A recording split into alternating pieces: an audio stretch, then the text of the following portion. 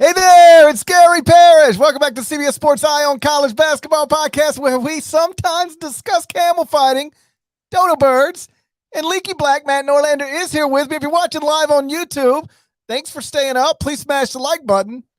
Like your Brandon Davies, you have consent, and I'm sure you know by now, the 2022 NBA Draft, it is in the books. I've been on CBS Sports HQ all night. That's why I'm dressed like this. Otherwise, I'd be in a hoodie at best. Deadleg has been contributing to the HQ coverage, but he did it from his home studio, so he had time to change into a t-shirt. How are you, Deadleg? Exhausted or exhilarated?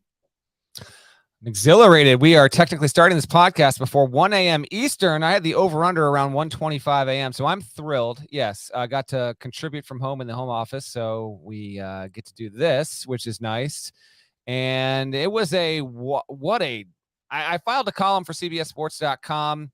I would think that you'll be, if you're listening to this podcast early Friday morning or at some point Friday, we'll get that link in the description there, because the gist of the column is this was an intriguing build up to this draft. And then, in my opinion, the decisions that got made will have severe ripple effects for years to come on a number of franchises. And the fact that we talked about this on the pod. I didn't have the time. I was writing the column. I didn't have the time to pull the audio, so I can't bring it back.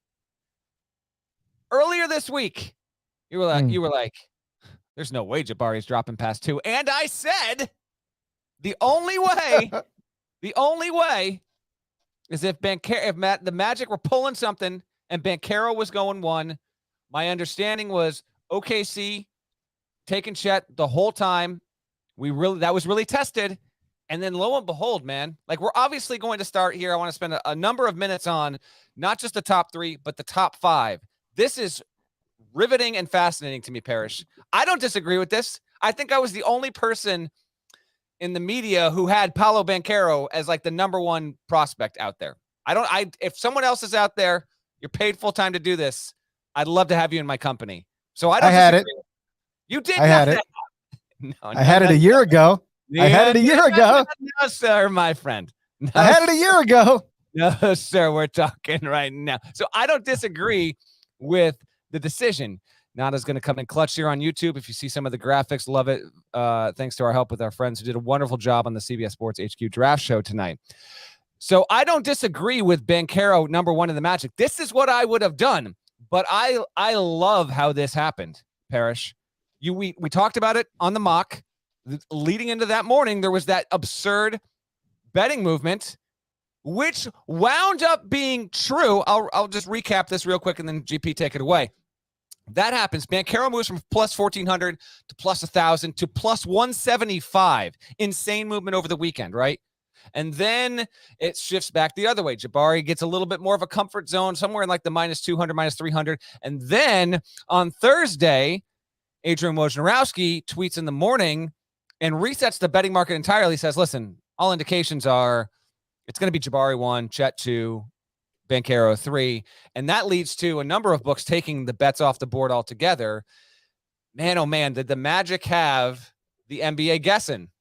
Completely duped everyone. So if you got in on that Banchero movement, more power to you. They really did keep a tight shot. Banchero, as I understand it, never worked out for Orlando. And where this goes will be fascinating to me, GP. The 2 other big men that got drafted first overall by the Magic, Shaquille O'Neal, Dwight Howard. What do those guys have in common? They're going to the Hall of Fame, and they brought Orlando to the NBA Finals. The closing lines of my column are this. Considering the amount of undeniable talent at the top of this draft, factor in the drama, 11th hour, 59th minute, Orlando doing this, pulling the rug out from everyone. Anything shy of Banchero taking Orlando to the finals is probably going to be seen as a failure. You had Jabari Smith right there. You had Chet Holmgren right there if you wanted to take him. You go with Banchero. I love the move, but considering the franchise, it's all the more compelling. What are your thoughts here as we recap the draft night?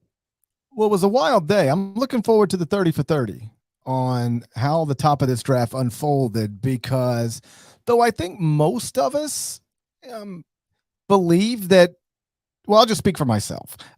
I've said consistently for months now that I would take Chet Holmgren number 1, but that I totally understood why somebody else would take Paolo Banchero or Jabari Smith. Like, I don't think any option was idiotic. So this always was sensible to me. And obviously, when I woke up on Thursday morning and the betting markets had went wild overnight, it was like, whoa, what is going on? But I'll be honest, once Woj tweeted, listen, the top three is firmly in place. And Jabari Smith's going to Orlando. Chet Holmgren's going to Oklahoma City. And Paolo Banchero is going to Houston. I just said, well, that's it. We're done here. And the betting market stabilized. Jabari Smith went back to being the betting market favorite to be the number one pick. Longest favorite. Right. Yes. Oh, yeah. Yeah. And, when I was asked about it earlier in the day, it was just like, first off, Woj is the best NBA reporter who exists. And he's also like, I don't think I'm telling secrets here. Like he's tight with that front office. And so this isn't the type of thing that, I'll just keep it simple. If he says it's Jabari Smith, I'm going to assume it's Jabari Smith. Just like when he says, when he reports, somebody's signing with this franchise in free agency, I just assume that is right because he's always right. So when he came back just before the start of the draft and, sort of reset everything and said Paolo Banchero is under consideration to be the number one pick, I was like, okay, Paolo Banchero is about to be the number one pick because there's no way, and I don't want to speak for Woj, but I don't think he comes back and re-reports that topic unless he felt like he really had to. And obviously he did because we now know how it unfolded. So what's fascinating to me is why, because this is not the way these things typically go. I cannot remember another NBA draft where the guy who was projected to go first on the middle of the afternoon on draft day actually went third. Like that Correct. Is not something that's not normal. This never happens. You never have a situation where a guy is projected to be first for weeks and weeks and weeks. And okay, maybe there's been a situation, one or two drafts Parrish, where that guy goes two. He never goes three. This never happens. Totally fascinating. So, I'm just speculating here, but you start to wonder, okay, why, Orlando could have whoever they wanted. Why, what did they do and why did they do it to convince people that they were taking Jabari Smith? And one logical possibility would be like, if you thought Oklahoma City really wanted Jabari Smith, like if you believe that's the guy they want and we really want Paolo, so we will put it out there that we're taking Jabari, this is done. And then they'll call us. They got 1 million first-round picks, and they'll give us a future first to move up one spot so they can get their guy because they don't want us to get their guy. And then we'll just move back, get a future first, and we'll get our guy at 2, and our guy's Paolo Banchero. Like, if you really thought that was a possibility, then it makes sense to make them think that you are on Jabari Smith. But the problem with that logic is that most people thought Oklahoma City wanted Chet Holmgren. So if you're trying to execute that type of thing, you probably need to put it out there that you're taking Chet Holmgren, not Jabari Smith. So that's why I say I'm looking forward to the 30 for 30 on this thing, because it's one thing to trick the betting markets and trick the mock drafters. But when you're tricking, and the word tricking it's possibly an incorrect word, but you get the point. When you've got the best NBA reporters in the world, sort of off the path a little bit on this thing, then you have really done some misdirection that I don't think people clearly saw coming until literally minutes before the draft was about to start. Literally, that was the other context I was going to provide to this. I don't have it down to the minute, but it was within, I was doing the HQ pre-show. It was within 30 minutes that Woj kind of put it out there that it might be in doubt. And, I'm not going to misrepresent myself. I do just happen to have a handful of sources at the NBA level in some front offices with people that I trust, who I lean on for evaluations and intel around the league. And I checked in with 2 of those teams that had lottery picks. And even after Woj said this, both of those people said, I'm still not buying it. This is complete smoke. I'm just telling you, up until the pick, people thought that the Magic were going to take Jabari Smith and this was a smokescreen, and it wasn't. And Consider that Banchero's agent is Mike Miller, who obviously you're familiar with. He's familiar with that front office and that franchise, of course. He just got into the agent space. Yes, that Mike Miller. He's Paolo Banchero and Wendell Moore Jr.'s agent. Paolo Banchero's been living with me in Memphis for the past several weeks. You know that, right? You should have had this, Parrish. Damn you. Yeah, and the fact that like he goes one, I do love the pick. We'll see if he can be the guy. Magic aren't a franchise that's 7 decades old. They've been around since the late 80s. They haven't had many number 1 picks, but the ones they've had that they've taken that have been this. I guess they had Weber and then they traded away the pick, if I remember correctly. So this is the 4th one. But Shaq and Dwight actually stayed with the team, became Hall of Fame players, brought them to the finals. Banchero, I think, has that capability. I think Banchero has a Hall of Fame ceiling. We'll see if he can do it. But the fact that this happened and then Oklahoma City sitting there, not expecting, I mean, checked in with that consistently in the past 48 hours. Everyone, Oklahoma City, Chet's group, they were expecting that to happen. Chet to OKC.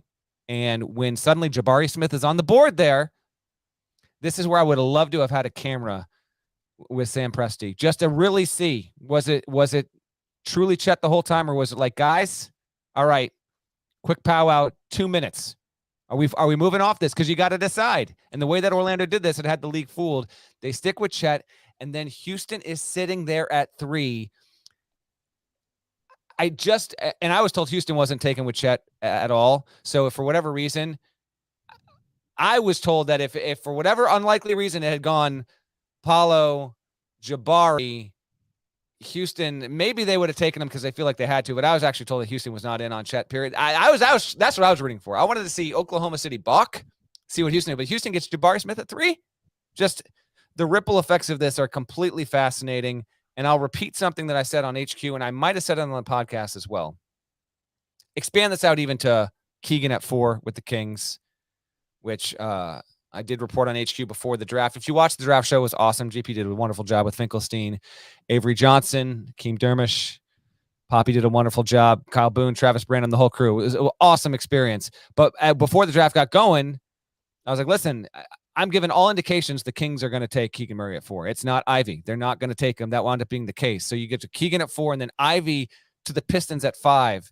Those will not be the 5 best players in this draft. It never happens that way. Go check any NBA draft in history. There has never been a draft, at least in the modern NBA as we know it, and I think ever, where the first 5 guys taken were the 5 best players.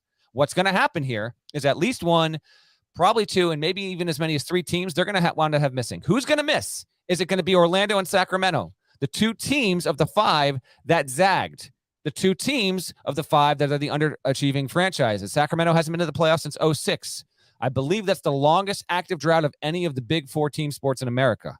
Orlando hasn't been to the playoffs in more than a decade. They both made bold statements, bold moves. You and I both disagree on what Sacramento did. We can get to that in a second. But that's, to me, the biggest takeaway of draft night is the truly unexpected drama and chaos at the top of it that made this, to me, in the moment, feel like one of the more consequential drafts at the top, at least top 3, top 5 that we've had in the past 10, 15 years. You know, the 5 guys that everybody thought would come off the board 1 through 5 came off the board 1 through 5. They just went in a different order than basically anybody thought. And so, you know, you make a point about Oklahoma City. Like, did they have to have a quick meeting to figure out what they're going to do? Because they didn't necessarily expect to be picking between Jabari Smith and Chet Holmgren. I can't say for sure, but I would assume those are all things you've already actually decided. Right. But yeah, once it's staring you in the face, I just wonder if there's just a quick check of conscience. That's all. Right. I think you just, like, weeks ago, you know, or well in advance of today, you sit down and you say, all right, if Jabari comes off the board 1, what are we doing? We're taking Chet Holmgren. Okay. What if Chet comes off the board 1? What are we doing? Let's figure it out. Okay. If Paolo comes off the board 1, what are we doing? And then I think you even take it a step further. If Jaden Ivey, for some reason, comes off the board 1, what are we doing? I think those are all things that are basically already determined. But certainly they had to be surprised on some level, if only because the world was surprised on some level. You know, I had somebody ask me tonight, okay, well, why did Orlando switch to Paolo at the last minute? Well, that's almost certainly not what happened. There's no way they switched. They just they just because the world didn't know they were on Paolo doesn't mean they haven't been on Paolo for a while. So the idea that, because you see a bunch of wild stuff on social media and it's like, man, the Magic changed their mind. No, the Magic did not change their mind. That would be insanity to change your mind 30 minutes before the draft. We found out what they were going to do 30 minutes before the draft. They didn't change their mind 30 minutes before the draft. And I'll let them explain it. They might just sit there and say, we thought we were getting the best player and prospect from the draft. We don't think he's just the guy who's going to be the most impactful, as a rookie. We think this is the best player, long-term, short-term, the whole deal. We got the best guy. But I wonder if on some level, if you're really, struggling with, do we do Chet Holmgren? Do we do Jabari Smith? Do we do Paolo Banchero? If you're an Orlando franchise that has lived in the lottery, and let's be honest, missed a lot, if you don't just default to, what's the safest option here? Like, Chet might have a higher upside, and maybe Jabari does too. And I'm not saying that's true. I'm just saying there are certainly people who believe that. I wonder if you don't just default to like, hey, guy, what's wrong with just not messing this up? What's wrong with just getting a guy that we know is going to be a very good NBA player? And we're not having to answer questions about his body or his playmaking. Like, this guy, because I think you and I agree on this.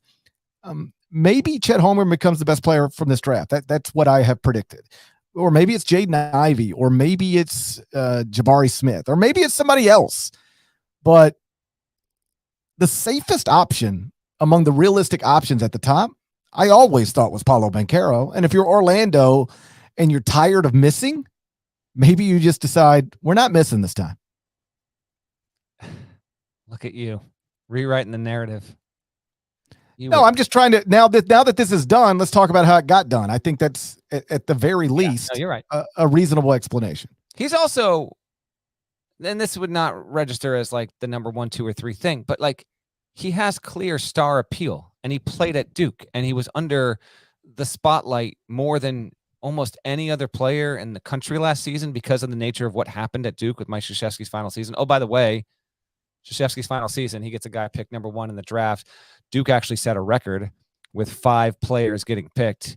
The team didn't end its season the way it wanted to, just a little bit short, 2 wins short. But for historical purposes, Duke actually had itself a hell of a night. They never had more than 4 players picked, but had done it 4 times, 86, 99, 17, and 18. They had 4 players picked in each of those drafts. But to get 5 going, and that would be Banchero at 1, Mark Williams at 15, going ahead of AJ Griffin, who had that. Nada, we'll get to you eventually here. We'll give you a minute on that, okay? Because the Charlotte Hornets drafted Mark Williams. Griffin at 16, Wendell Moore Jr. goes to at 26, and then Trevor Keels dropped 42 down to the Knicks. If you would have told me the Knicks have any player that went to Duke, I would have told you it was going to be AJ Griffin. I was wrong on that. But yeah, the Banchero situation, I understand why they went there. Hell, I said he should be the first player off the board. It wound up going that way. Chet at 2, we wait and see with that franchise in general. They are still building. Where are they going to be a year from now? Will this still be the worst team in the league? And will like Victor Wembanyama be the number 1 pick? Like, that could be fascinating a year from now. If Oklahoma City happens to be sitting with 1 and Victor's still the projected number 1 pick, something to consider with there. And then I just can't get over the fact that Jabari Smith, of course, he was like looking a little pissed having dropped a 3, because there's no way that he thought that was going to happen. And maybe this is the thing that pivots Houston. Like I said, I wrote in the column, it will not surprise me if Jabari Smith, even though I like Banchero most, I had Smith 2 on my big board. If we look up at the end of Smith's first contract and he is the superstar that we thought he would be, and Houston's like competing to get into the NBA Finals by his 4th season, and we look in Orlando and Oklahoma City are still stuck in the lottery. I don't know. There are going to be a couple teams that spin sideways from this, GP, and seeing how that takes shape from here, I can't wait. I'm glad that it didn't go chalk. It makes it more interesting. It allows NBA people and basketball fans to sit here tonight tomorrow into summer league, into next season, and the year after that, and the year after that, to arbitrate this thing, to judge it, to cast doubt and shame on these kinds of decisions. And the draft in many ways offered up what I was looking for, and that was just a little bit of chaos, and we certainly got that in the top 5. One last thing on the top 3, and then we'll move on. Jabari Smith, when he got picked, and in the minutes leading up to it, the body language was bad. He looked stunned. But you have to understand, like, you would be. He spent the past few weeks and most of today being told you're the number 1 pick, being told by his people, being told by the mock drafts, being told by the best NBA reporters in the world, being told by the betting markets. And, that is something people dream about, and with the first pick of every basketball player's done it. And then suddenly, with cameras in your face, you are finding out this is not going the way that I've assumed it was going for a long time. Like, I don't want to overstate it, but it's not impossible to believe that he looked at houses or had people looking at houses in Orlando. Like, for weeks, everybody's been saying you're moving to Orlando. You're going to Orlando. You're going to be the first pick in the draft. And then you're not the first pick in the draft. And then you're not the second pick in the draft. And I think at that point, you're going third. And obviously third is amazing. Like, if you'd have told him a year ago, you're going to go third in the draft, he'd been like, oh my God, wow, that's amazing. But once you spend all day in the past few weeks and months being told by everybody who talks about this stuff, you're going to be the number 1 pick in the draft, your body language would be a little off when you find out that you're not. When you find out that you're not at the same time everybody else is finding out that you're not, and you're on national television because there's cameras pointed at you while you're finding out. Like, I felt a little bad for him because, that must be, and again, it's all relative, but like an awkward thing to go through. I don't feel that bad for him. He's going to make millions and millions and millions of dollars and have a situation where he could be and he gets to play along. By the way, like, the Jabari Jalen Green setup actually has a lot of potential there as well. So I don't feel too bad for him. But yes, in that moment when you think you're going 1, yeah, you go 2 and you go, yeah, it's an uncomfortable couple of minutes, but I think he'll wind up fine. And there have been a few players over the years that have gone to 3. He can go to bed tonight knowing that Jordan got picked 3rd and use that as motivation. So he's going to probably be okay. I want to ask you, because I did watch obviously what you were saying on HQ about the Kings pick at 4, and we'll get to that in just a second. But before that, here's a word from our sponsors. Found this flaw. There's a loophole that the lottery didn't see, and I won $15,000. The more we bet, the better the odds. We're betting $500,000. Go big or go home. Are you guys drug dealers? We're professional lottery players. That isn't a thing. It is now. Jerry and Marge Go Large. Rated PG-13. All right, so let me stop you for a second. Okay. All right, go because I hate comments like this. I almost expected them to come, but I can't stand them because they're so stupid. And they're often typed by people who have no context for what people with money actually go through. So as this character here, George Malone, in the YouTube comments, poor multimillionaire, my heart goes out to him. I hate it when people think because you have money, you can't possibly be disappointed, frustrated, sad, placed in an uncomfortable situation. Like, you got millions. What are you disappointed in? If you can't comprehend how awkward and disappointing and surprising and jarring it must be to spend months being told by everybody you're going to be the number 1 pick and then find out in your multi-million-dollar suit that millions you're of just people watching, with millions of people watching you, that you're not, that you thought you had achieved this dream of being the number 1 pick in a draft. And then you find out right before it's supposed to happen that it's not happening. And then, oh, by the way, you're not even going to be the 2nd pick in the draft. Like, yes, he's still going to have millions of dollars, but he did lose a significant amount of money by going third instead of first. And I don't even think that's the thing that bothered him. Right. It's the jarring aspect of what, hold up.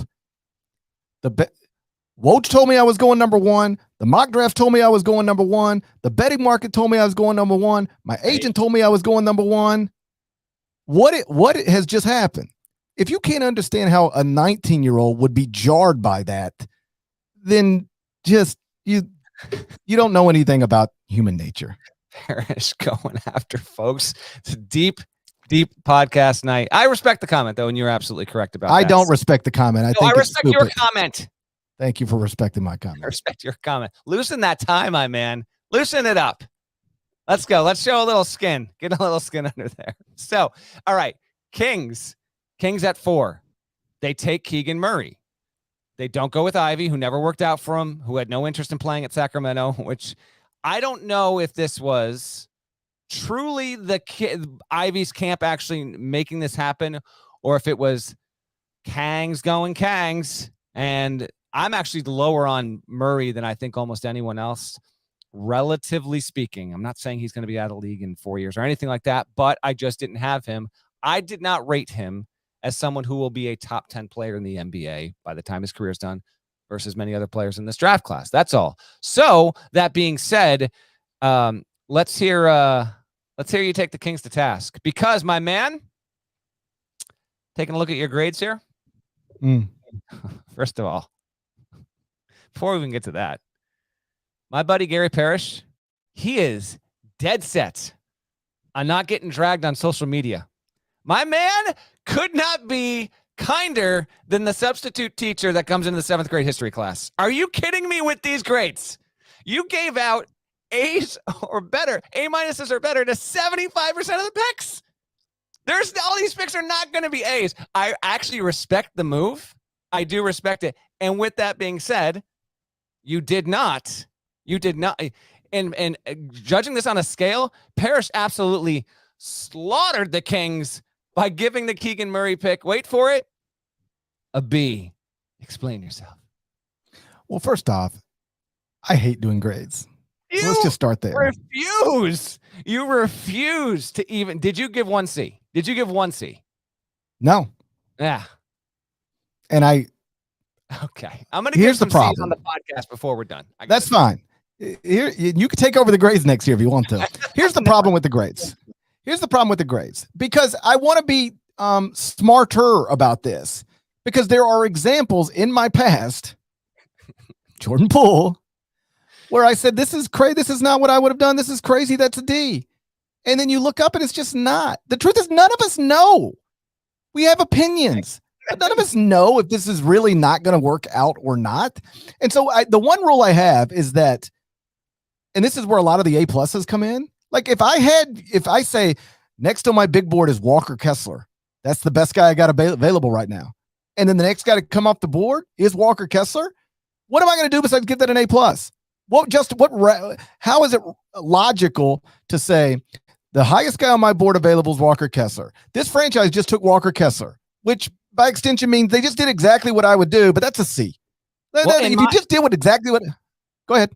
That one specifically, here's why I would have given it a B or maybe a B minus, only because he's going to Minnesota, which has Karl Anthony Towns and the fit. Not that they shouldn't have another really good big there, but I even said this on HQ. I kind of am suspect over if that was the right place for him to go to. So from a fit perspective, maybe that's not wind up being an A, but you're basically aligning your grades to your personal big board. And if the guys are slotted within 1, 2, 3 spots, it's going to be an A. I just poke for fun because I know why you do it.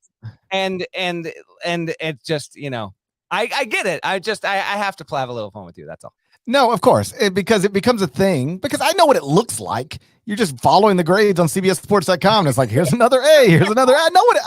I know what it looks like. But when you take the person I would have taken, I don't know what else to give you. And the other thing I've learned about this is nobody ever screen grabs and sends back to me, oh, GP, you said Luka Doncic is an A. Nobody has ever sent me an A that I got right. No, it's never been mentioned again in my entire life. It has never come up again. But boy, I get Jordan Poole tweets almost every day. And I get Emmanuel Quickly tweets all the time, although they slowed down a little bit this year, if we're being honest. They slowed down a little bit this year, but the Jordan Poole ones, they come all the time. So I'm like, what? Why am I doing this to my? What? I gave Golden State a D for drafting Jordan Poole, and that has been retweeted in my like some guy just randomly today said, "You are so stupid." That's the way the tweet started. You are so stupid. It's relentless, man. Relentless Warriors. I respect it because that is a force to be reckoned. Oh, I didn't hear a word from them the first 2 years of Jordan Poole's career. Not a word. In fact, when people started tweeting me about Jordan Poole this year, initially, I didn't even know why they were tweeting me. I would get random tweets like late, midnight Central, and it'd be like, I hope you saw Jordan Poole go for 30 tonight. And I'm like, what? Why would somebody send me that? Like, I care about, I don't even think about Jordan Poole. And then I subsequently find out, it's because years ago, I gave Golden State a D for drafting him at the bottom of the first round. So I'm just like, well, I'm not setting myself up for that. Plus, I have been way right about picks sometimes, and I've also been way wrong about picks sometimes. Just like Sam Presti, just like anybody who runs any NBA franchise.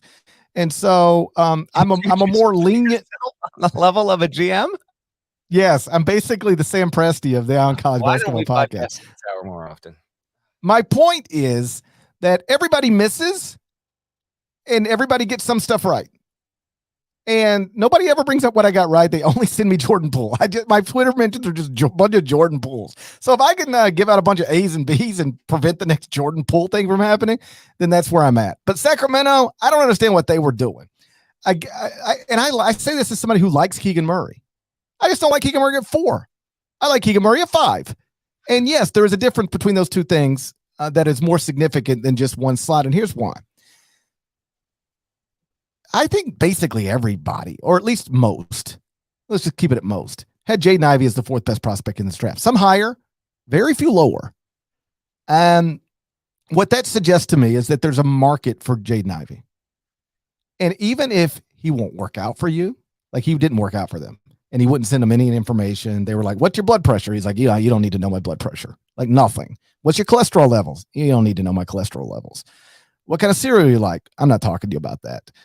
And he did work out for Detroit and talk with them. And so his people were trying to manipulate it. Like, you can pick us if you want, and then we can do about it, but we won't be happy and we're not cooperating. If you're Sacramento on that spot, if you do one of two things, you either say, we don't care. Like you're Jaden Ivey. You're not going to dictate what we do. This is the way the draft works. We finished 4th in the lottery. We're taking you. What are you going to do? Sit out? Go play for overtime elite? Like, what are you going to do?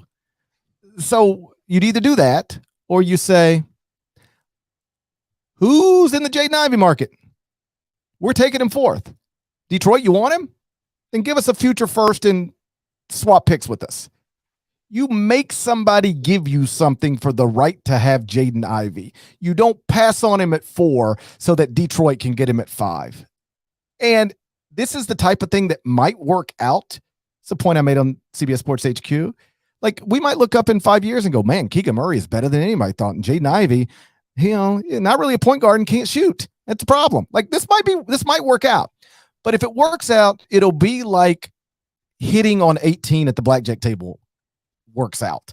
Like, you can hit on 18, you might get a 3, and now you got 21. Worked out. It's a dumb thing to do. This might work out for Sacramento, but I don't think it was a smart thing to do. And I do think it's also important. Like, if Toronto did this, you might go, okay, maybe they know something. San Antonio did this. Miami did this. But it's Sacramento. They don't get the benefit of the doubt. And I say that as respectfully as I can say it. But the reason that gets clowned on so much is because the Kings did it. If somebody else did it, it wouldn't register the same way. But the Kings doing it, and, everybody's got their jokes. I'm about to give this a C. This is a C. Jaden Ivey has the potential to be the kind of player that if you're the Kings, you take best available and you figure it out. You just figure it out. I think Ivey actually has enough upside where he gets you out of this death spiral you've been in as a franchise for 15, 16 years. So yeah, it was a miscalculation as far as I'm concerned. And then you're Detroit. Are you kidding me with this? They get Jaden Ivey at 5, just falls in their lap. They already have Cade. That could be an incredible 1-2 in the backcourt, like within 2 years. And then they traded around. They got Jalen Duren. They've got a lot of young pieces there. Detroit feels like, and I don't have the full list here. I didn't really dive in on all the winners and losers, but to me, Detroit's like a top 3 winner of the draft. You talked about the trades. There was a lot of noise about Indiana wanting Ivy, trading up.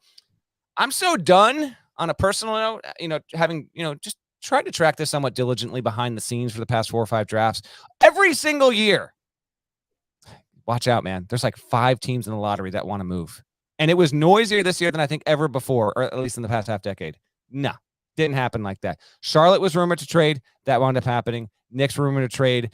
That happened, and for about 90 minutes, no one knew what the hell the Knicks actually got back in return for that trade with Oklahoma City. Wild. But Ivy going to the They got back. I can tell you, they got back Jalen Brunson. Yeah, I guess. That's what they did. The Knicks got Jalen Brunson tonight. Sounds good. I mean, so, main takeaway, big talking points is the top 3 expanded out to the top 5. It didn't go in the order we were told and to expect. It was supposed to be Jabari, Chet, Paolo, Ivy, and then Murray or Mathurin, pick either one. Instead, here we are. Paolo, Chet, Jabari, Murray, Ivy. Mathurin goes to Indiana at 6. I absolutely love that pick, which leads me to my next question for you. Outside of the top 5, let's expand it to really as much as you want to in the first round. 3 or 4 picks. I mean, I got the grades in front of you here. I can read you your best ones, but the 3 or 4 picks that you like the most would be who? I like the Benedict Mathurin pick. Love it. Just because I really like Benedict Mathurin. We've talked about that. I love Cleveland getting Ochai Agbaji. We've talked a lot about him. I mean, I really like what Cleveland's doing. I mean, like the post-LeBron era for most franchises, including Cleveland the first time, they don't go well. And, Cleveland's now got Darius Garland, all-star level-ish guard. They've got Evan Mobley, who I think everybody believes is special and going to be an all-star. And then you add Ochai Agbaji, who we don't need to spend minutes on that. Everybody knows how I feel about him as a prospect. I just thought that was perfect to add a 22-year-old piece like that to what they've already got. Cleveland, he's somebody that can help immediately and also, grow with Garland and Mobley and be a real important part to whatever it is they're building there. Malachi Brannon at 20 to San Antonio. That's a guy I had in the top 16. I like that a lot. Denver taking, I'm a big believer in Christian Brown. That's a little higher. Yeah, it's a little high for me too. Or no, it's actually not. Like, it's higher than I thought he would go. I don't necessarily think it's too high for me. But I like him. I never understood why just about everybody didn't have him in the first round, because he always looked like a first round, or at least, as the draft grew closer and you start recognizing, what is valued and what isn't, he looked like a guy who had the stuff that is valued. This 6'7" wing who's an athlete and can shoot threes. A lot of guys like that got picked tonight, which brings me to another interesting thing. Ty Washington slipped. Kennedy Chandler slipped. Yeah, a lot of noise about Ty Washington slipping like earlier in the day on Thursday. So I was surprised it was that much, but just kind of like behind the scenes or whatever. When I was checking on a few other things, there was like Ty could actually drop to the second round, and that wasn't there like a week ago. Anyway, continue. It was interesting. It's sort of interesting to see how much the game changing is impacting the draft, because there's 2 things that are really devalued right now when it comes to prospects. Like, big traditional centers, like you don't really have much use for them. Mark Williams got picked, Jalen Duren got picked, but those guys are devalued. So at one end, it's like the traditional bigs who are 7 foot tall. Like if you're 7 foot tall wing, that's great. 7 foot tall traditional wing, big, we don't really want that anymore, or we don't want it as much as we used to. And then little guys, Do you know Ty Washington was the shortest person drafted in the first round? At six, I do now. at 6'3", and he was the only person shorter than 6'4" drafted in the first round, and the first person, and he was 29th. Like it seems like there is never been more of an appetite for guys that are 6'5", 6'6", 6'7" athletes who can guard multiple positions and shoot the three. Like a lot of those guys went in the first round. But if you were smaller than that, there was, Thursday night wasn't a great night for you. Before I get to my list, I want you to expand on Kennedy Chandler. Your little homie from Memphis is going to play in Memphis. So and he's tight with John Morant. I wanted to give you the floor on this because when it happened, I was like, we're going to talk about this in the pod. I don't know how it's going to work for Kennedy Chandler. Memphis is, again, that front office well. I don't know them at all. I love what they did. And I'll get to the Roddy thing in a second. But the fact that Kennedy Chandler is going to play in Memphis on that team could be first round talent. He drops that far. Pretty cool. The Grizzlies are probably going to lose Tyus Jones in free agency because Tyus, wants to, he's going to get a big contract and he wants to be a starter. And if you're the Grizzlies, how much money do you want to pay for a backup point guard? Now I think you could make an argument because Ja, is I don't want to say injury prone, but he has missed games because of injuries. And so, there's an argument to be made. Okay, Tyus Jones, you're not a starter, but like you're going to start a lot, or at least that's what recent history shows us. But either way, odds are Tyus Jones is playing somewhere else next season. So the Grizzlies have a real need at backup point guard.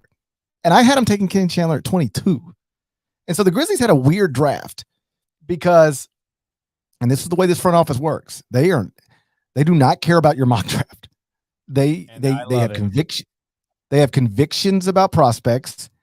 And not only will they take somebody higher than you think they should be taken, they will literally move up to take somebody higher than you think they should be taken. So the first pick, the first Grizzlies related thing that happens in the draft is they're packaging 29 and 22 to move up to 19. And it's like, do you really package 29 and 22 to move up to 19? Maybe, but maybe, maybe they're in they're in the Malachi Branham business and they just feel like he's not going to last to 22, but they know he's available at 19. So let's just go ahead and get this done now. And then they take Jake LaRavia, which, and I'm confident what they'll. That's a C for me. A C. Mark it down. Well, like, here's the deal. It's what they will tell you. I promise you, is that they had information that said LaRavia was not going to last to 22. And they had the information that he was 20 instead of 22 years old or whatever. You see that story? His age was misrepresented on the internet forever, and then they fixed it. And then once the teams realized he was actually 2 years younger, his stock jolted in the first round. Wild draft story. Yeah, they thought for whatever reason he was listed 2 years older than it actually is. Crazy. I don't know. So when I first see, and with the 19th pick, the Jake LaRavia, I'm like, could you not have just got him at 22? But I'm confident they don't think they could have. This was their argument last year for going up and getting Zaire Williams. They didn't think he'd be available where they were picking. I don't know that that's true, but they insist they believed it was true. And I suspect they'll say the same thing tonight about this one. Then they end up with Kennedy Chandler with a pick in the 30s. And so it's almost like, all right, it would have made more sense to me for Kennedy Chandler to go 19 or 22 and for LaRavia to go, 38 or whatever he went. But you still end up with, and they got Vince Williams as well. I say Roddy? this, they got David Roddy with another first round pick. Best video, a lot of stuff about Ivy that was awesome. But the Colorado State account tweeted out a video of Roddy getting the call and the eruption, he's on the phone with Kleiman. I think it's Kleiman. And he gets told in about 10 seconds before they say it on the broadcast. And he almost doesn't believe. He's like, don't be playing me.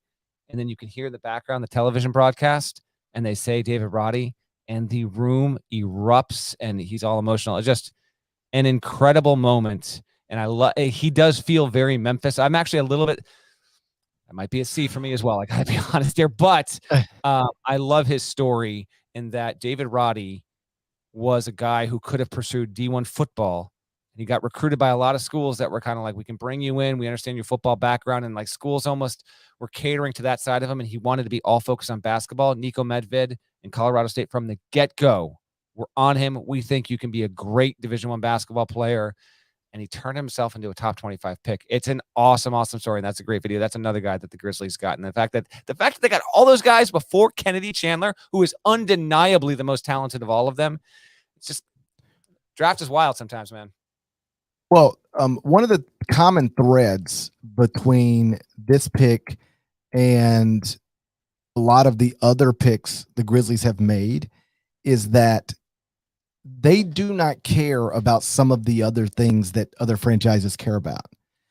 They're willing to look at unusual bodies, unusual wingspans. Like one of the things on Desmond Bain coming out of college was, hey, he's got short arms. And the Grizzlies were like, yeah, okay, but he can play basketball and shoot, so we're going to take him. With Brandon Clark, it was like there was something with his measurables that wasn't ideal. And they were just like, yeah, we're going to take him anyway. And look at what they did tonight.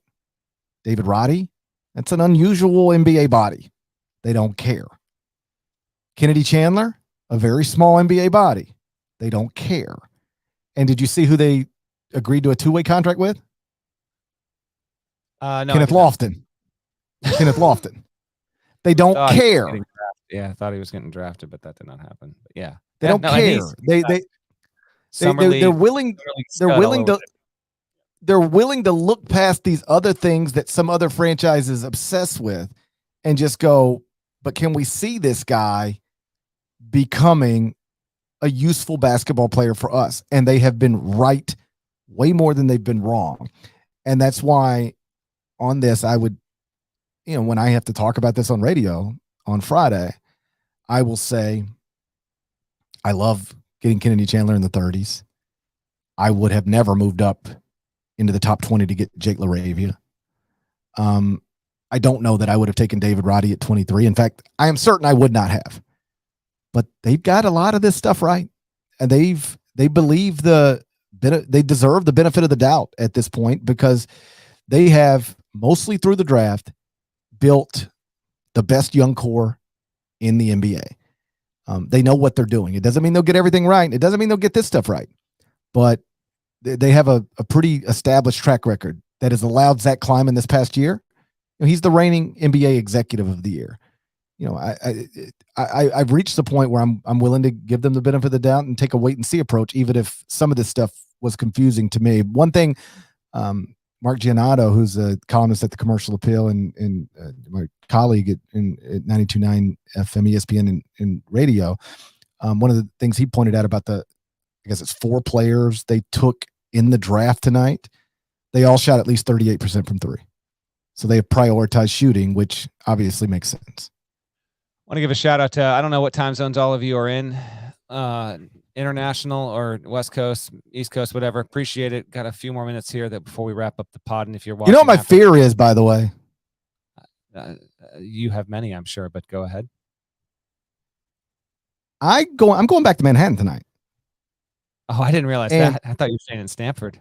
You're going back to Manhattan. I'm going back to Manhattan. Are we 100% sure I'm going to be able to get an Uber at 2 a.m. in Stamford, Connecticut? Yeah. It's the biggest city in the state. Because it'd be, and New Haven might be bigger, but Stanford's it's growing. You'll be able to get one. Yeah. Well, how do you feel about Sally's Pizza, by the way? It's solid. Yeah. We had it tonight.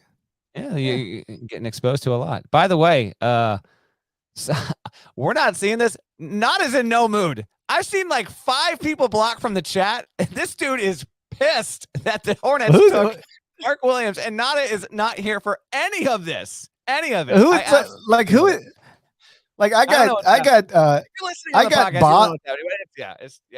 I got bothered by the one guy talking about, I feel sorry for Jabari Smith, but like it didn't occur to me to block him. What are these people doing? Nada, turn your mic on. What are these people doing to get blocked? I'm not seeing in the chat, Nada. What's going on, man? What's going on is that apparently there is a player that is apparently that there's a player that at some point is that I don't know. It's some like random thing where they're saying the NBA is racist, and I'm just like, I don't have the time for it tonight. He does not have the time for it. If you don't want it, he said he private message. He's got no desire to talk about Mark Williams or Charlotte. Stay out of our man's way on Twitter in the next 24 hours, if not the next 2 months. I actually like the pick, and with that, I'll segue into the picks that I like and kind of go in order here outside of the top 10. Jalen Williams goes 12 to the Thunder. I did the feature on him. I checked in with them earlier on Thursday. That was their hope. That was the highest I thought that he could go. Lo and behold, Oklahoma City drafted both Jalen Williams from Santa Clara and Arkansas. I got to be honest, Parrish. I love Jalen Williams' chances in Oklahoma City. Okay, that could get tricky. There was a situation a few years ago where the Grizzlies were getting ready to do a trade for somebody, and it might have been an Otto Porter trade, but it could have been something else. And the deal was getting done because the other franchise thought they were getting Dylan Brooks, and the Grizzlies were like, no, we're dealing you Marshawn Brooks. And the other franchise was like, no, we thought we were getting Dylan Brooks. They're like, no, we're not giving you Dylan Brooks. And they were like, well, then I guess the trade's off. But there was like a trade that almost went down and then was nixed at the end because they had the Brookses confused. Brooks was not there. Yeah, I remember that one. You told me that, I think, in Vegas some years back. I do like Jalen. I don't know if I love it, but I do like Jalen Williams to Oklahoma City. I do like Mark Williams to Duke. I think he'll be a great big. Also, Mark Williams is not going to Duke. I mean, well, first of all, I got a feeling that would be awesome. I have a feeling this dude is going to be awesome at Duke. He might even turn himself into a top 15 pick. And if that happens, I like Charlotte's chances of drafting him. Michael Jordan is going to just I hope he treats the young man well, because we've got a North Carolina man who's coming off his alma mater, ending Mike Krzyzewski's career and winning in the final game at Cameron Indoor. Mark Williams, I wish you the absolute best. Other picks I liked, to be honest, like a lot of these, I was just Dalen Terry to the Bulls. Okay. LaRavia. Okay. Malachi Branham. I'm actually lower on him than I think maybe anyone. A lot of these are just, okay. I think AJ Griffin falling to 16 to Atlanta is tremendous. If you're the Hawks, humongous upside there. Really, really like that pick. As we scroll down throughout the rest of the first round, I got to be honest, like Timberwolves getting Wendell Moore Jr. I liked the friggin' Warriors drafting Patrick Baldwin Jr. Okay, so did the feature on Baldwin, so I was in touch with him in his camp. They were confident he was going in the first round, and there was skepticism outside of the camp that would actually happen. The fact that he goes to the Warriors, it vastly increases the likelihood that he's going to be awesome. We could acknowledge that, right? Like if he didn't go to Golden State at 28 instead, like he just goes to Houston at 29 or where, I don't know. I think that I think he's got a chance to be a top 12 player in this draft class. And the fact that he's going to go play Golden State, where it's not going to be easy to get minutes right away, man, he could be setting himself up for a ton of success. And I love Nembhard 31. The Pacers, they got Mathurin and Nembhard with their first two picks. Just awesome. Koloko to Toronto, way in on. First round grade for me. The fact that he fell to the second wasn't a surprise, but I love that Toronto took him. I think that's a wonderful pick there. And a couple fallers. Jaden Hardy, 37 at Dallas. Not surprised by that. Wasn't surprised by Bryce McGowan's. Wasn't surprised by Ty Washington's fall. EJ Liddell going to 41 is a stunner. There's not going to be 20 players better in this draft than EJ Liddell. That is an A pick for the Pelicans. Parrish graded it the same way. And I don't get it. I think I do get it. I think it came down to he's 6'7". He's going to probably have to play power forward, and he's not a clear-cut mega elite defender. He's not a clear-cut mega elite shooter. And so we kind of got caught in this like tweener game. I remain all in on EJ Liddell. I think we will look up in about 5 years, and he is going to be a top 15 player in this draft. With that being said, Parrish, I got something for you here. Okay. I want to give a shout here to @RainingBuckets on Twitter. He found me in April and he said, I got some stuff for the podcast for you as you gear up for your draft. He said, 5 years. I have no memory of this, by the way, and I know you don't either. 5 years ago, you and Parrish made predictions on how 10 players would turn out. You both only got 2 of them right. I'm about to read you what we predicted 5 years ago. I would like to recreate this. Forget about it. Someone find us in 4 or 5 years on the players we'll pick. We basically said, will this guy be an all-star? Will be a starter, which means you're in the league for 8 to 10 years, but not necessarily a starter the whole time. Will you just be a role player? Self-explanatory. Will you get to a second contract at all, or will you be out of the league? Those are the 5 categories. Here's how we did. All right, I'm going to read you the players, and then I want to pick 10 guys to do with the same exact exercise throughout the draft. Markelle Fultz. I was right. Oh, God. You were wrong. You said all-star. I said role player. Don't worry. I was only right twice. Josh Jackson. We were both wrong. Oh, no. You said Josh Jackson. These are all A's, my friend. I'm afraid now. Josh Jackson, you had as a starter. I had Josh Jackson being an all-star. I need to get. By the way, let me stop you for a second and make sure something is understood here. Yes. We were wrong. You know who else was wrong?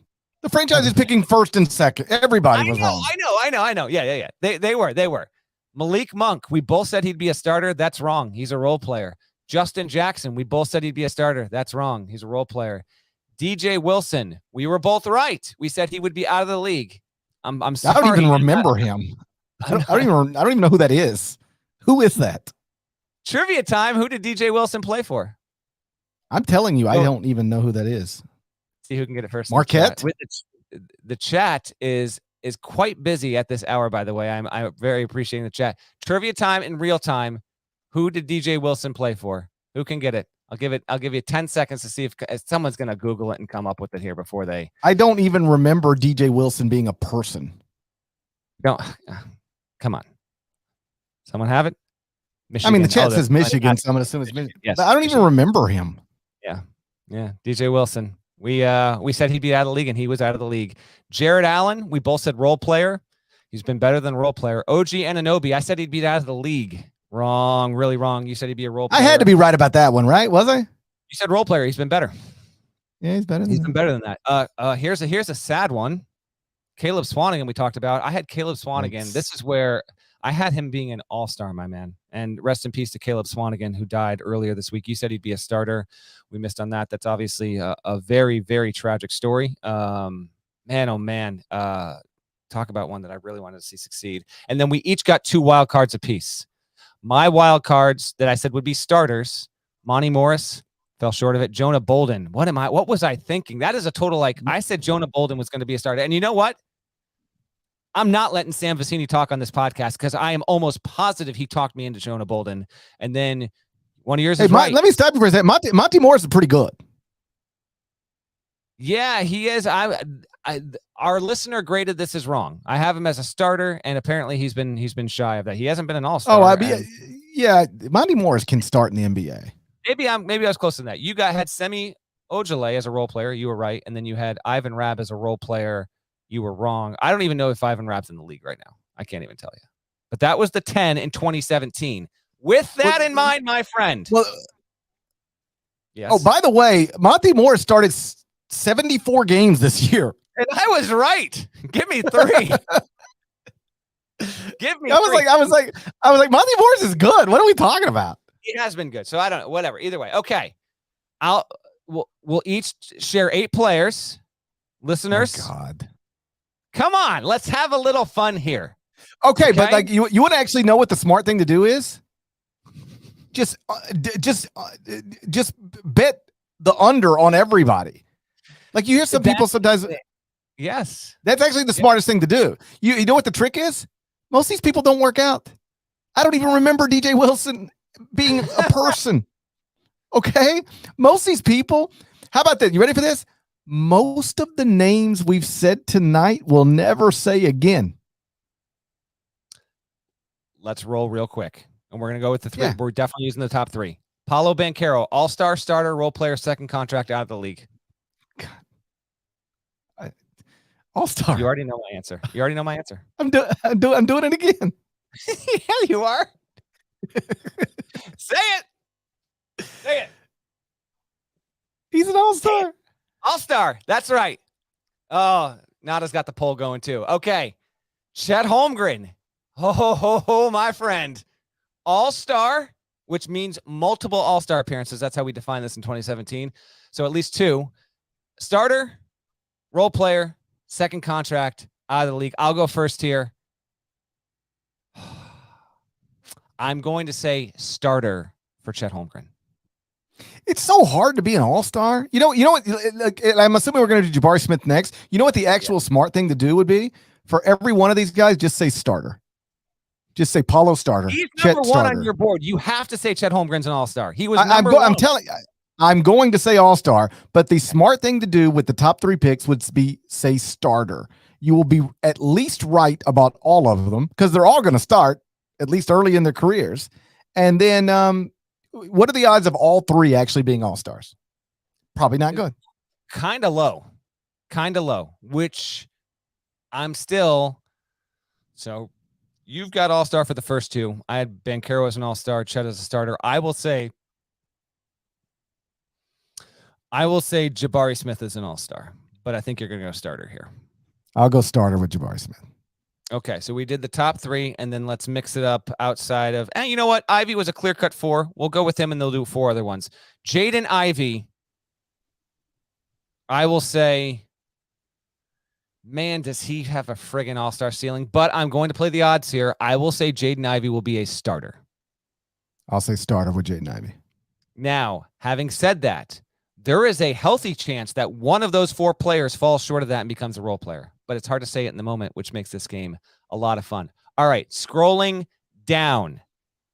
Let's have a little fun. Johnny Davis went 10th to the Wizards tonight. What is Johnny Davis going to be looking like in 5 years?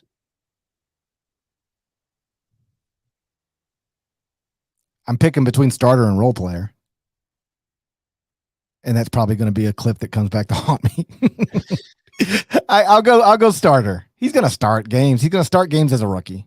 Second contract. That the only one that's worse than that is out of the league. That's my pick on Johnny Davis. You know we have to talk about Jalen Duren. Jalen Duren is going to the Pistons. Oh, by the way, do you see everybody calling him 6'10" now? Get out of my He's face. like constantly being listed at 6'10". And the only thing I said with that. that like it's all over the place. Jalen Duren, 6'10" center. What did I say last year at Peach Jam? I just don't think he's 6'11". That's the only thing I ever said. And now everybody's like he's not 6'11". I wish all I did was talk about Jalen Duren.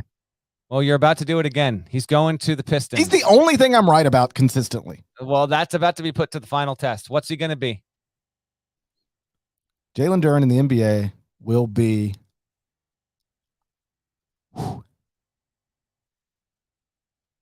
I'll say starter. I'll say second contract. I'm leaning. I could go role player, but I'm going to go starter. I'll say second contract. 2 more from the first round. Let's get some interesting ones in here. I want to give you a Memphis guy. So let's go. You know what though? Man, I've been kind of down on a couple here. But let's put it to the test. So we'll do David Roddy, and then I'm trying to decide between. You pick it. You want to do Branham or Walker Kessler for the other one, and then you get 2 wild cards of your own. But you want to do Branham or Kessler as the one we both share? Let's do Branham. Okay, Malachi Branham went 20th to the Spurs. I'm lower on him than almost anyone. I will say I'm not meaning to be this pessimistic, but I'm going to say second contract. I think EJ Liddell is going to be such a better NBA player than Malachi Branham. So give me second contract. He gets there, but second contract means like you're there, but you're bouncing back and forth with the G League, and you're on there, but you're kind of clinging. So I will go second contract. What are you saying with Branham? Role player. Okay. And then last one we share here will be David Roddy. What do we think? David Roddy at 23. Does he get to a second contract, or is he out of the league? Second contract. I'm going to say out of the league, but thriving in Europe. And that's nothing against Roddy, but it is inevitable. Again, repeat this the last time before I have to bring this talking point back next year.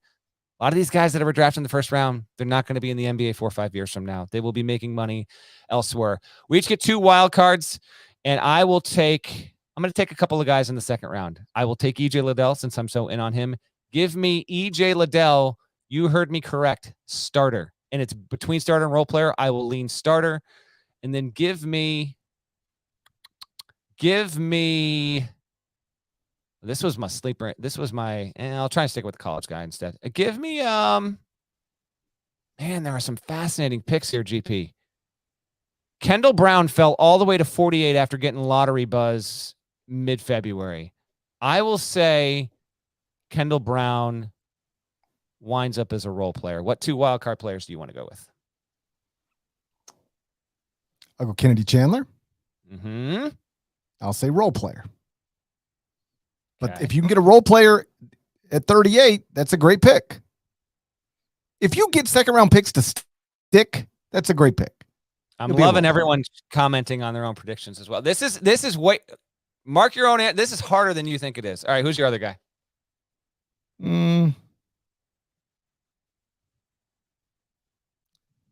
Marshawn Beauchamp. That's going to be an out of the league, isn't it? I'll say out of the league. Okay. And I don't like saying that. He's a great story, It is. but I'll go out of the league. Nada, I'm bringing you in for your special one because you said no Shade and Sharp talk. You do this for Shade and Sharp. Your pick. That's your All right, guy. What are we doing? Shade and Sharp role player. Yeah, I think I'm not officially logging this, but mark me down for Shade and Sharp starter going on All-Star. So Shade and Sharp went 7th to Portland. That's an interesting one. Pair him up with Damian Lillard. Last thing from me. I know you got to get out of here, but last thing, I just wanted to bring up 2 facts. One, I was talking with Tim Burke of Bubba Prague fame on Twitter, who shares like the most amazing videos and all that stuff. Follow him if you don't already. He, by nature of his job, has like just access to all this film and all this stuff. He said, how about this if you didn't get drafted tonight? He said at least 25% of the players that earned minutes last season and appeared in NBA games went undrafted. So if you were not drafted, you have a relatively healthy chance. Doesn't mean you're going to make it 6 years in the league, but at least getting a cup of coffee. Plenty of guys that didn't get drafted are going to find their time eventually in the NBA. That's really inspiring. And that trend has increased incredibly over the past 2 decades or so. And then here are the picks by conference. Big Ten led the way with 9. SEC had 8. The ACC had 7, 5 of which came from Duke. The Pac-12 had 6. The Big 12 had 4. The WCC had 3. The American had 2. And then the leagues with 1 pick apiece. And I got one quick trivia time in here for you, GP. A-10 1, Big East 1, Horizon League 1, MAC 1, Mountain West 1. Trivia time. Who's the Big East player that got drafted tonight? UConn, Tyrese. Boom. Tyrese Martin, who I think will be a top 30 player in this class. I love the fact that he got picked. Can't remember where he got shipped to, but that's the only player out of the Big East to get drafted. Shouts to the Big Ten. It had the talent a year ago, last season. We knew that was the case, and that wound up, materializing and proving to be true in this draft. Led the way, 9 draft picks, more than any other conference. Just to underline the point I was making about how most of these guys don't work out. Like if you go back 10 years to the 2012 NBA draft, it goes, let's just play this game. Anthony Davis, all-star, right? Michael Kidd-Gilchrist, role player. Bradley Beal, all-star. Deion Waiters, role player. Thomas Robinson, role player. Damian Lillard, all-star. Harrison Barnes, starter. Terrence Ross, I don't even know what he is. No, I was about to say, can he be defined? Can't define him. Andre Drummond, starter. Austin Rivers, role player. Myers Leonard, role player. Jeremy Lamb, role player. Kendall Marshall. Is Jeremy Lamb even a role player? I think he was at one point. He might have been a second contract guy. Yeah. Is Kendall Marshall, John Henson, Maurice Harkless, Royce White, Tyler Zeller, Terrence Jones, Andrew Nicholson, Evan Fournier. These are the top 20 guys. Like these guys just These guys just disappear. Like if you really want to be an excellent draft analyst, you know what you say about everybody? I don't think he's going to be as good as the place where he was drafted. Says the man who's handing out A's like candy on Halloween. I mean, how dare you? How dare you? How dare you? You're just taunting everyone at this point. By the way, best college player undrafted. I think it's Justin Lewis out of Marquette. My second on that would be Travion Williams out of Purdue. Kofi Colburn? He's really good. I mean, I'm talking like NBA prospect. I mean, okay. Yeah. Like, no, I mean, he was the best college player, but I meant That's like, that's what I meant. I took you literally. Yeah, I took you literally. Like who was the best college player who wasn't big? Is Kobe Coburn, I think. All right, can we go see if I can't catch an Uber? Manhattan tonight. Don't leave your phone in the Uber. Don't leave your phone in the Uber. That's good advice, dead leg. That's good advice. Shouts to Devin Downey. Shouts to Kyle, South Carolina. Shouts to Huck Larnell. Did you just call it Kyle, South Carolina? I don't know, man. I've had enough of this. I've had enough of this. Dude, we were on from 6 p.m. till midnight. Yeah, and before that, I did a television show. And before that, I did a radio show. I've been talking all day.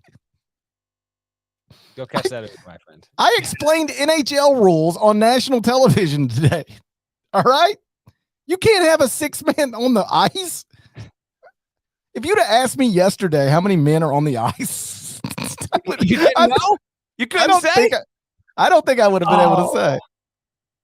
6 on the ice. You can't even explain icing, can you? Yeah. You think I didn't play Blades of Steel when I was a kid? You know about the 2-line pass? Yeah. Dude, I played Blades of Steel when I was a kid. Oh, just a classic. What is our listener crossover between like diehard hockey fan and college hoops? They're out there.